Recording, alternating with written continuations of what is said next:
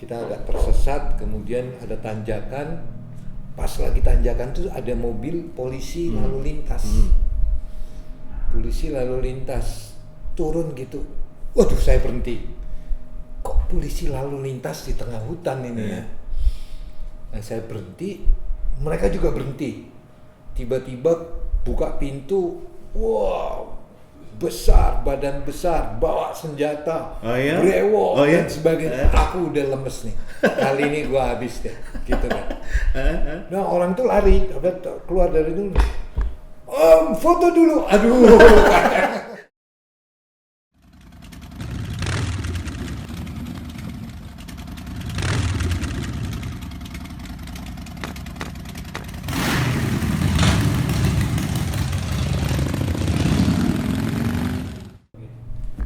Let's talk and play in Discovery Room. Ini momen yang istimewa buat kita di Discovery Talks karena selain ini episode perdana, kita kedatangan satu tamu yang spesial yang pasti udah gak asing lagi di dunia adventure. Siapa dia? Yok Tanzil. Malam Om Yok. Malam Don. Senang banget ya Om bisa ngobrol-ngobrol lagi. Kita ketemu 2 kali Om ya. Pandemi Corona waktu itu kita sempat datang ke kantornya Om Yok. Terus sekarang, tapi sehat-sehat aja Om. Alhamdulillah, puji Tuhan sehat. Satu di awal sih Om, kan selain Om Yok kan memang terkenal sebagai pengusaha yang cukup sukses Om di bisnis digital media. Orang juga kenal kan Om Yok sebagai petualang ekstrim. Kenapa motor Om pilihannya? Motor itu membuat kita menyatu dengan alam. Kalau bau sate ya bau sate.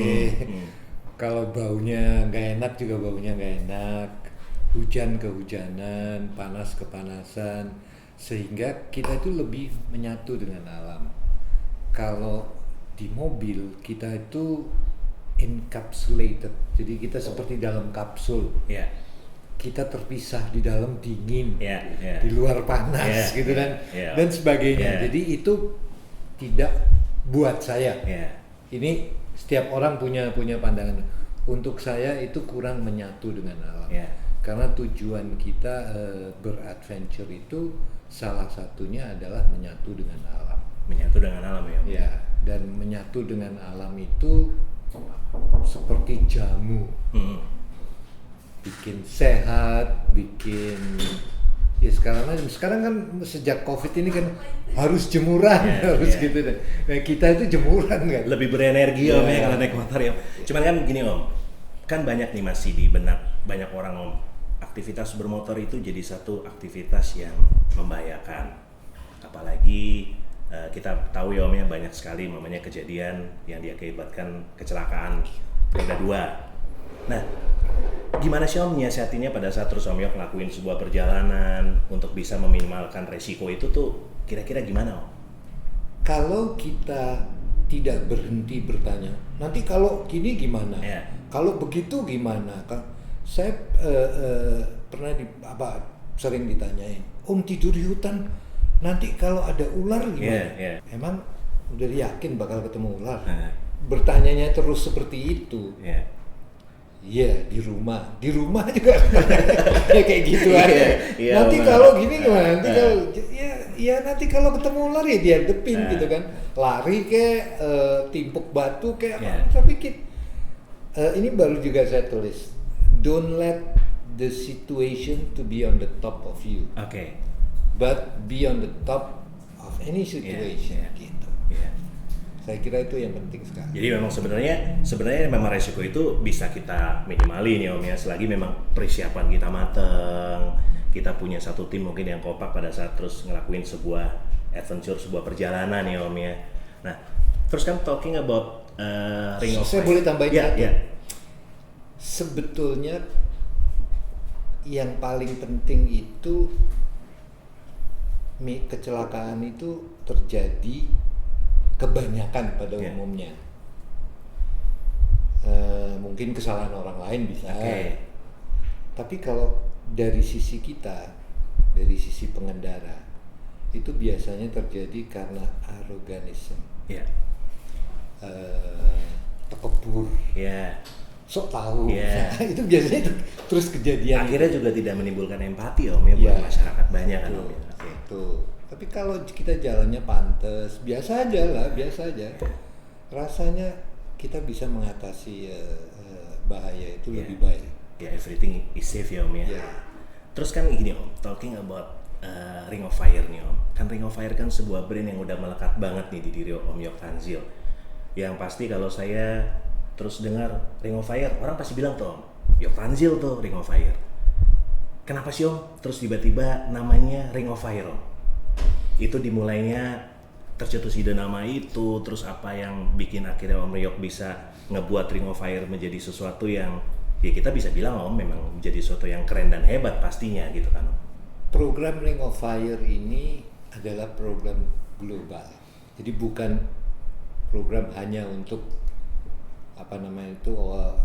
Indonesia saja, tapi untuk dunia. Kalau namanya Semeru itu Wonosobo, orang asing tidak akan mengerti. Tapi Ring of Fire itu adalah sebuah kata yang dikenal dunia. Satu. Jadi nyebutnya nggak bakal kesalahan, kecuali kelupaan adventure-nya jadi Ring of Fire. Tapi sebetulnya nama kita adalah Ring of Fire Adventure. Gitu. Satu. Kedua, yang memutuskan akhirnya, yang memberi saya semangat untuk yes, Ring of Fire Adventure. Jalan gitu ya? Iya, bukan namanya. Namanya. Memutuskan mengambil nama itu adalah Pak Yop Ave. Ketika saya, sebelum beliau meninggal, ketika saya mengunjungi beliau, saya tunjukin, Pak Yop, aku mau bikin beginian nih. Wow, that's nice nih.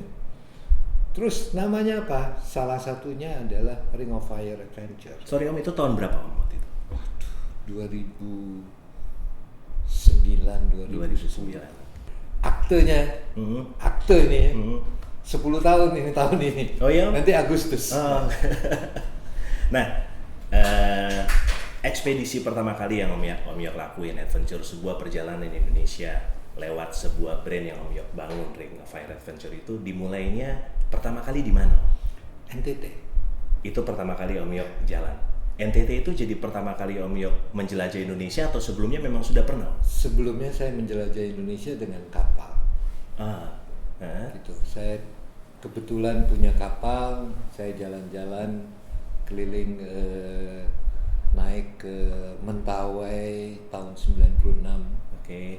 Mentawai terus naik Nias, muter Singapura, balik lagi Muntok. Itu Muntok tuh di Bangka Belitung, terus turun keliling Sumatera dulu, balik Jakarta, ntar berangkat lagi Belitung ke Pontianak, nyebrang, turun. Asal usulnya seperti itu. Dari situ untuk pertama kali Ring of Fire jalan dengan belum Ring of Fire belum jalan. Tapi berarti pertama kali Ring of Fire jalan lewat motor sebagai media itu dimulai di NTT pertama kali. NTT. Yang perjalanan Om Yok dari Kupang ke Jakarta kalau nggak salah ya. Iya, Kupang ke Jakarta. Itu pertama kali ya Om. Dan itu memang betul-betul pertama kali Om Yok mengendarai motor besar. Atau mengendarai motor Om? Enggak. Dari umur 17 aku udah jungkir balik. berarti memang motor memang sudah identik dan Om ya, udah identik ya. Yang paling menarik itu kan sebenarnya Om, yang saya lihat waktu kemarin Om Yok 2018 atau 2019 ngelakuin ekspedisi Papua ya Om ya. Yang pertama Om Yok jalan berdua waktu itu dengan partner, terus yang keduanya Om Yok dengan tim, termasuk juga dengan keluarga. Dengan teman-teman. Dengan teman-teman, termasuk juga dengan keluarga ya Om ya. Yeah. Pada saat itu. Pilihan Papua itu karena motivasi atau mungkin karena apa Om kira-kira Om? Enggak, sebetulnya rencananya tahun 2019. Anyway, itu gilirannya Kalimantan. Researchnya Kalimantan tuh udah selesai semuanya. Tapi saya melihat bahwa begitu banyak hoax bahwa Trans Papua itu nggak ada, bahwa ini dan sebagainya. Saya merasa terpanggil untuk nih gue buktiin nih kalau Trans Papua itu ada. Nah, buta. Sama sekali buta tuh? Buta, nggak tahu apa-apa. Nggak tahu apa-apaan. Nggak kenal siapa-siapa. Kenal satu orang kali. Dan saya berangkat ke Papua bersama Dendi. Dendi itu kameramen dan drone pilot saya yang hebat sekali. Itu yang di program In Solitary, Om ya? In Solitary. In Solitary. Itu tahun 2018 kalau nggak salah, 18 ya. 2018 ya? Iya, 18. Itu langsung perjalanan dari? Tadinya saya mau sendirian. Mau sendirian, dapat visa dari istri itu butuh 3 bulan. Tetap ya Om ya, berarti tetap ya Om. Jadi kalau ada orang yang mau terus tiba-tiba mau touring atau mau adventure, memang visa dari istri. Visa dari istri. Harus keluar. Ke Papua sendirian itu sulit sekali. Yeah. Ngisi formulirnya banyak banget dan sebagainya. Lalu saya beli GPS tracker Garmin yang waktu itu paling baru.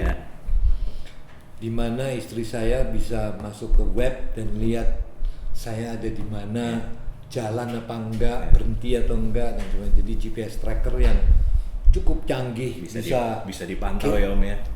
Bukan cuma itu, bisa bisa kirim SMS, bisa email, bisa segala macam. Saya tunjukin, lihat nih, aku jalan ya ke sana, muter-muter di sini. Kamu lihat, kamu bisa lihat aku di mana dan sebagainya. Terus aku bisa kirim SMS. Oke banget nih. Akhirnya boleh. Ya udah. Kita pantau dari rumah. Oke. Kalah tuh visa negara putus. Nah, akhirnya dapat. Tapi seminggu sebelum berangkat atau 10 hari sebelum berangkat, kita ngumpul, anak-anak ngumpul. Makan bersama. Terus saya bilang, next week or in 2 weeks I'm going to Papua. Wow, nice, anak-anak seru banget. With whom? Alone. Papa, no way. No way. Visa dari istri udah keluar, tinggal dari anak-anak boleh. Akhirnya bilang, udah kalau gitu bawa kameramen aja. Saya ajak Dendi. Oke. Dan untung saya ajak Dendi. Ya. Tanpa Dendi mungkin saya nggak akan bisa menyelesaikan perjalanan. Itu jarak berapa jauh Om, terus dari titik mana ke titik mana waktu itu? Dari Jayapura ke Sorong 3.900 sekian, hampir 4.000 kilo dalam 34 hari. Dalam 34 hari dan praktis memang itu akhirnya bisa jadi pembuktian sendiri buat Om Yok dan juga untuk bisa ke masyarakat kalau jalur Trans Papua itu memang ada ya. Yes. Setelah video kita naik langsung berhenti.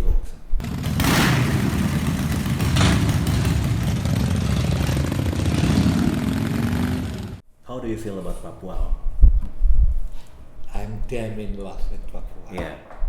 It's the best. The best ya Om. Pertanyaannya kan selalu Om yang menggelitik nih Om, yang menggelitik. Setiap melakukan sebuah perjalanan atau setiap melakukan sebuah, kita berencana nih Om, gue mau ke satu daerah atau gue mau ke satu daerah. Selalu kan juga kadang-kadang yang harus dipikirin, banyak teman-teman berpikir kan satu soal budget Om. Yang kedua juga soal waktu. Apalagi selama kita tinggal di Jakarta nih Om Yok, terus kita mau ngelakuin sebuah perjalanan ke Papua, itu kan kita betul-betul harus ngatur waktunya Om, mengirim motor segala macam gitu loh. Waktu itu perencanaannya seperti apa Om? Wah, perencanaannya itu setahun sebelumnya. Dari mulai jadwal pengiriman motor semuanya. Research, kirim motor tuh lewat apa, berapa dan sebagainya. Jadi gini, perencanaan sebuah perjalanan itu seperti dingkliknya tukang bakso. Itu seru ada nih, 3 kaki. Iya, seru nih Om. 1 kaki adalah dana. Okay. 1 kaki lagi adalah waktu. Terus 1 kaki lagi adalah mimpi kita. Yeah. Our wishes ya. Kalau wishesnya ketinggian, duitnya nggak ada, dingklik itu jomplang. Iya. Yeah.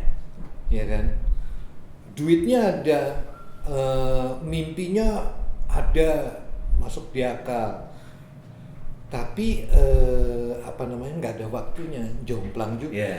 Jadi harus disesuaikan waktunya berapa, Mungkin kalau orang yang waktunya sempit, duitnya harus banyak gitu kan. Ya seperti itu. Jadi itu harus diatur sedemikian rupa sehingga balance. Jadi antara budget ya Om, terus antara waktu dan antara memang perencanaan memang harus semua sejalan. Impian ya. Ya.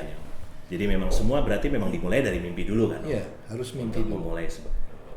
Lanjut Om, setelah. Nah, mimpi itu yang harus ditulis dalam sebuah plan pasti kan? Iya. Ya. Bukan, saya sering sekali dapat teman, aku mau ke Bali Ya. Lewat mana Lu yang ke Bali itu kamu apa aku gitu-gitu kan? Tapi bener Om, memang banyak Om yang suka tanya kayak gitu kan Om, ke Bali atau kemana lewat mana sih enaknya? Lewat mana? Saya selalu jawab, yang mau ke sana itu kamu apa saya? Oke. Gitu kan? Saya, ya udah, ya kamu tentukan maunya apa, mimpinya itu apa? Apakah mau ke camping di gunung, tidur di pinggir sungai, di pantai kah, mau apa? Nggak tahu, aku mau jajan di mau makan di mana exactly. So betul. that decide the route. Nah, ini kan berarti kan jadi satu experience yang menarik nih Om, bahwasanya memang melakukan sebuah perjalanan itu memang kita start dari mimpi, kita sesuaikan dengan waktu dan budget, betul ya Om ya? Berarti memang itu kan jadi satu kesatuan yang tadi Om Yok bilang, seperti dingklik tukang bakso akhirnya, semua nggak bisa ada yang jomplang. Dalam mengelola itu berarti memang selama ini memang Om Yok mengelola itu sendiri, atau memang punya manajemen, atau memang punya tim yang bisa mengelola itu? Apalagi ini kan sebuah perjalanan yang butuh durasi waktu yang lama, plus dalam tanda kutip pasti budget dong Om yang besar gitu kan Om? Dulu Ring of Fire itu consist of karyawannya sekitar 15 orang. Anak saya lah, ini punya, wah macam-macam. Hancur ketika klien sponsor telat bayar, kita mati. Sekarang saya sendiri, semuanya sendiri. Dan kemudian tambah lama tambah itu tambah kecil, dan akhirnya dengan pengalaman semuanya bisa sendiri. Jadi misalnya contoh waktu bikin jambore, kita tuh nggak pakai yang namanya apa IO atau nggak ada. Kita berempat berlima gitu. Ini lu bikin ini ya, lu bikin ini, kita telepon, ini tuh sediain ini, selesai. So you decide then go yo. Iya. Nah, terakhir jambore, apa namanya itu? Rufa Academy yang di Gunung Bunder, Rasa Mala. One man show ya. Karena memang mungkin bener ya Om, kalau kebanyakan ide dan kebanyakan kepala akhirnya banyak plan, banyak sesuatu yang akhirnya bertabrakan dan akhirnya nggak jalan ya Om. Dan kenapa bisa satu orang? Ya karena network, karena udah pengalaman, udah segala, udah networknya udah jadi. Jadi mau hotel, aku tinggal telepon, Om Joni, ini kita minum sana ini. Oke, itu beres. Makanan ini kayak gini ya nanti aku suruh anak buahku kirim menunya, dan kita tinggal ini oke nggak? Paling aku tanya istriku, ini apa sih ini? Pada saat perjalanan Papua yang kedua Om, bareng dengan teman-teman dan melibati keluarga Om Yok, rutenya sama waktu itu. Seperti pada saat pertama kali Om Yok dengan Dendi di Papua in Solitary. Sebagian ini ya. You have not much choice. Di Papua itu cuma ada jalannya cuma satu gitu kan.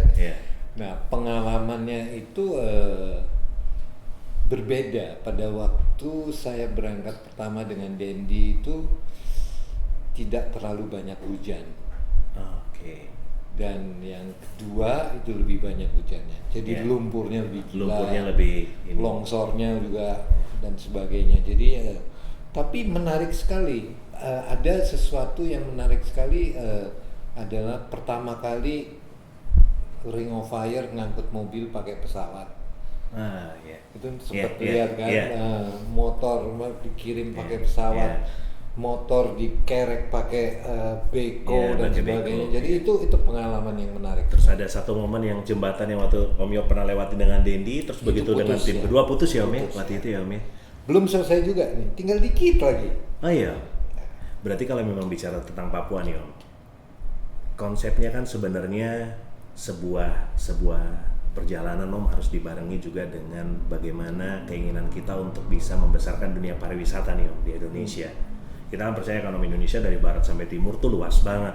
Saya ingat kata-kata Om Yok, mungkin yang pernah Om Yok bilang ya, ngelilingin Indonesia atau nikmatin Indonesia, kita butuh 3 hidup, nyawa. mati, hidup lagi kan Om.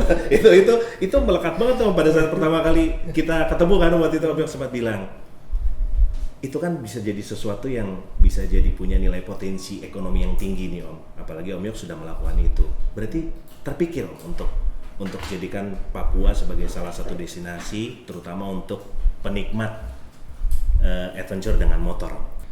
Perjalanan tur pertama di Papua bersama teman-teman itu adalah basis pengalaman yang bisa diaplikasikan ke berikutnya. Kita harus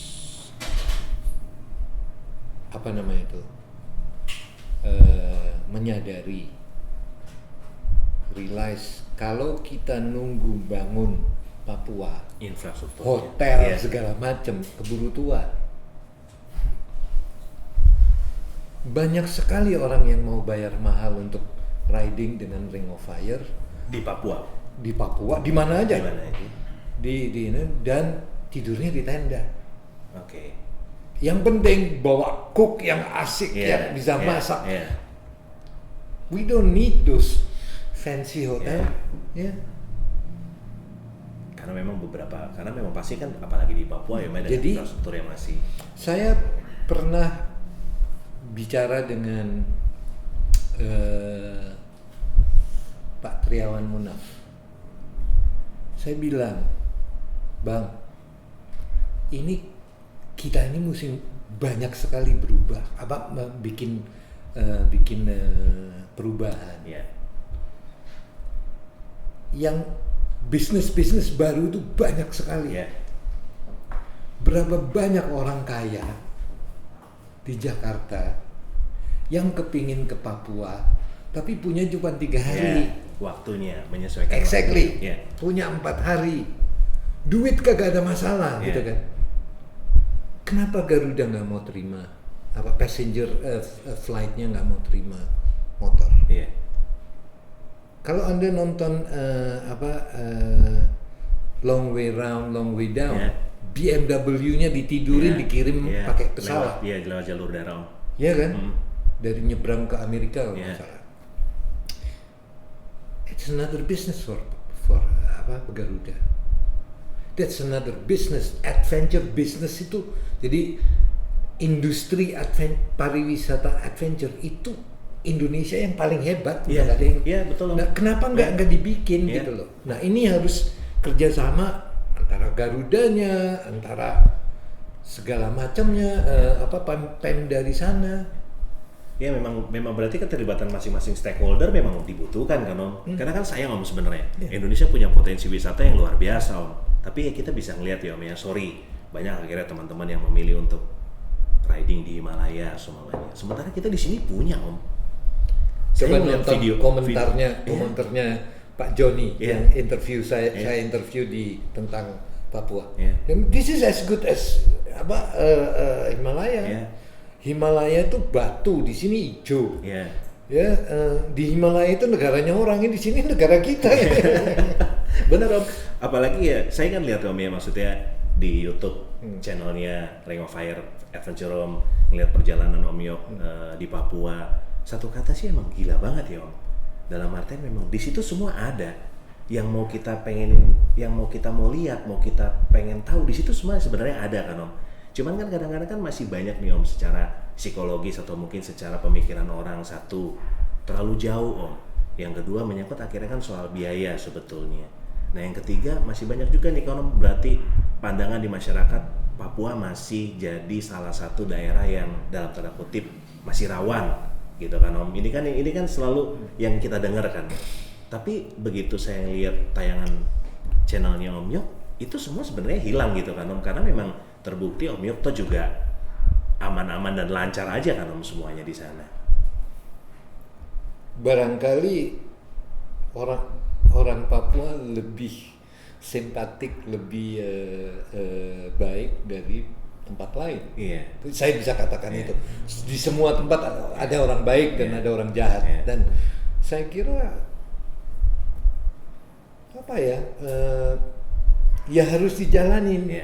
Saya kali pernah cerita waktu saya lupa mendekatin daerah mana. Kalau nggak salah mendekatin Basior. Kita agak tersesat, kemudian ada tanjakan.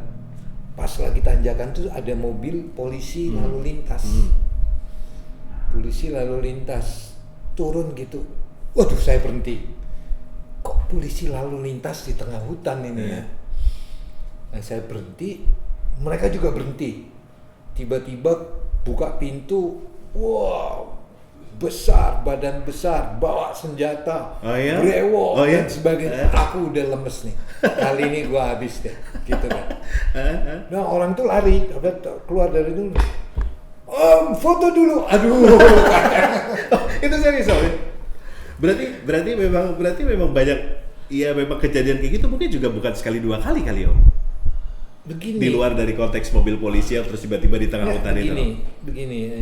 Ini kita anggap orang yang kesana itu dari Jawa. Mau nggak mau mereka itu belum apa-apa sudah takut. Nah itu betul. Kenapa? Lihat brewoknya orang Papua yang segini, rambutnya yang segini, suaranya yang menggelegar, yang besar warnanya hitam kelam, kan berbeda sekali dengan kita. Itu kita melihatnya udah belum apa-apa udah takut. Nah kalau misalnya Anda takut sama saya kan, saya mempermainkan, Anda bisa dong. Lah ya sama aja. Gitu. Jadi sebetulnya kalau mereka disebut, mau kemana kau? Mau ke sana? Mau ikut? Mau biasa aja. Mereka biasa aja. Berarti memang selama perjalanan itu juga memang nggak ngedapetin sesuatu yang mungkin dibayangkan banyak orang ya Om ya. Semuanya fine-fine di luar dari medannya yang beberapa ruas jalan yang ekstrim ya Om. Itu yang bikin kangen gitu. Itu yang ngangenin ya Om ya? Iya. Total Om kalau dari Jaya, kalau Om Yok mungkin ukur nih Om ya. Totally kalau dari Jayapura ke Sorong sudah berapa persen Om yang memang pantas untuk dilewatin? Pantas ya Om? Belum pantas. Belum pantas. Pantas itu relatif kan? Pantas untuk off-roader bukan. Jadi relatif. Pemerintah sebetulnya membuat jalan itu tembus dulu. Jadi targetnya itu tembus dulu. Sekali tembus berarti truk segala macam bisa jalan. Di mana logistik bisa lebih murah ditekan dan sebagainya. Nah, kemudian setelah itu sedikit demi sedikit mulai dari kota satu kabupaten ke kabupaten lain sama-sama bikin akhirnya jalannya ketemu di aspal. Gitu. Nah, ini Anda bisa bayangin bikin tol di Jawa berapa tahun? Oh iya, itu Bu. Saya ingat mungkin dari kecil ya, dari saya kecil tuh pokoknya bertahun-tahun gitu ya. Itu paling panjang kan cuma 1.000. Nah, itu 4.000. 4 kalinya ya Om. Distance. Jawa kan udah rata. Ini dengan di sana medannya. Jadi itu orang harus mengerti bahwa itu plus hutan. Dan tidak semudah itu ya Om ya. Sempat ngobrol-ngobrol Om dengan pekerja yang sedang ngebangun, apakah mereka safe di sana, itu sering ngobrol-ngobrol juga Om. Kita kan tidurnya di tempat kerja. So far semuanya aman ya Om? Aman, nggak ada apa-apa kok. Hari keempat aku ditubruk sama ojek. Di daerah mana? Di daerah dekat Keva Menanu. Oke. Jadi patah kakinya. Waduh itu rasanya, waduh gimana? Aduh gua sponsor nih udah